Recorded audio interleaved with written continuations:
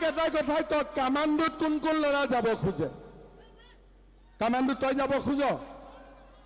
আৰু পুলিচত কোন কোন যাব খোজে? তহঁতি ৰেডি? আৰু কোন কোন যাব খোজে? আচ্ছা, ছোৱালী পুলিচত যোৱা আছে নে নাই? তহঁতিও যাব খোজ?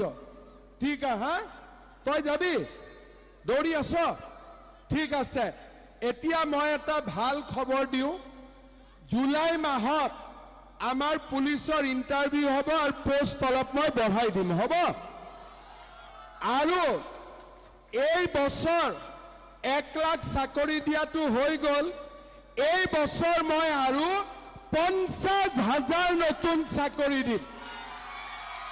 50,000 পুলিচ হ'ব, কামাণ্ডো হ'ব, গ্ৰেড 3 হ'ব, গ্ৰেড 4 হ'ব, মেজিষ্ট্ৰেট হ'ব, DSP হ'ব, সাব ইন্সপেক্টৰ হ'ব। কিমান হ'ব? 50,000 চাকৰিত দালালে আজিকালি টকা খাব পাৰে নেকি?